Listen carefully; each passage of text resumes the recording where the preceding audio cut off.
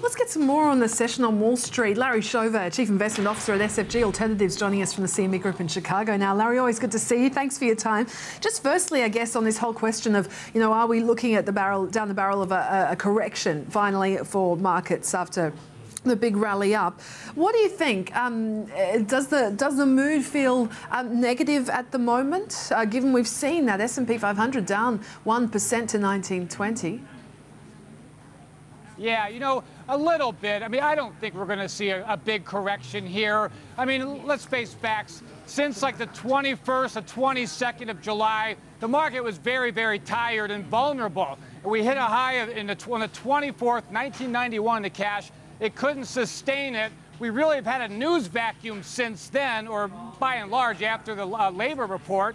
And the market just seems to have been drifting on basically nothing. And right now, we have a severe news vacuum, nothing until Jackson Hole on the 21st. That's 2 weeks away. So right now, it does seem momentum-based. I mean, I'm not saying that geopolitical is not nothing, because it clearly is. I mean, 1 o'clock p.m. our time in Chicago, we saw the S&P 500 drop about 50 basis points, or 0.5%, just on news with coming out of Ukraine. So it does mean something. It's just that the news flow is awfully light. I don't think the broad narrative has changed. If it has, it's just been at the margin. So, I mean, when do we see the pullback then on the rising interest rates speculation? Because I just wanted to ask you, I mean, because you're saying, look, when rates start to go higher, it's going to be different to when we saw the market have those taper tantrums before the start of QE tapering.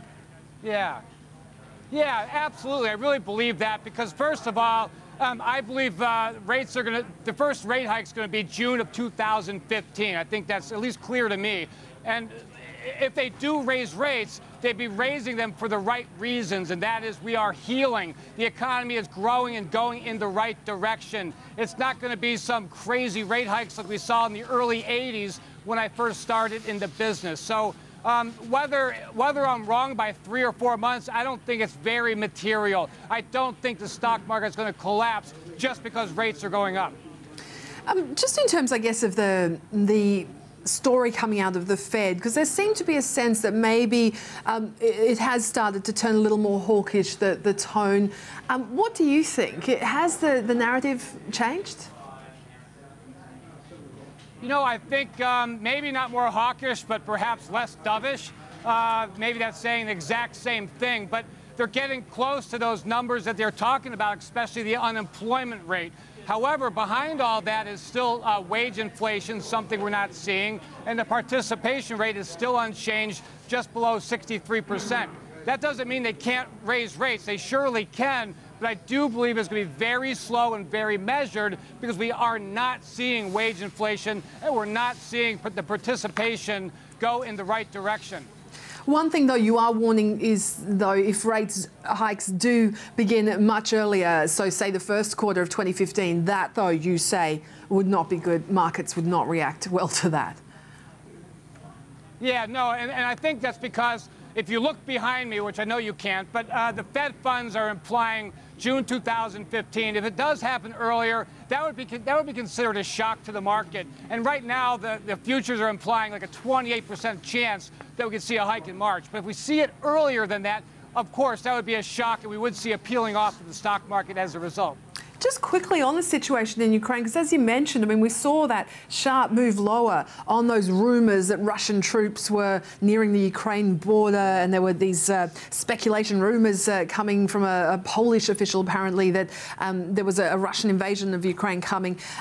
Just in terms of the situation in Russia, I mean, does it impact the US, though? I thought it was perhaps a situation that may hinder European growth, but really for the US, it's not a huge deal for US markets, at least. You know what? I think, yeah, it does affect us, but on a macro scale, and I know I'm making a lot of generalizations, this type of conflict, which is really big and really personal to a lot of people, probably won't affect the big picture of our market narrative. And if you look through history, our short history anyway, there aren't many wars that really have affected. I think of the Israeli-Arab embargo in '73 being one that points out that really did change our economy. This one, sure, it could send a shock, and a big shock, but it wouldn't be a long-lasting one. At least that's my opinion. All right, we're going to have to leave it there. We've run out of time, unfortunately, Larry. Always great to see you. Thank you. Larry Shover there, Chief Investment Officer at SFG Alternatives in Chicago. Do stay with us. Coming up on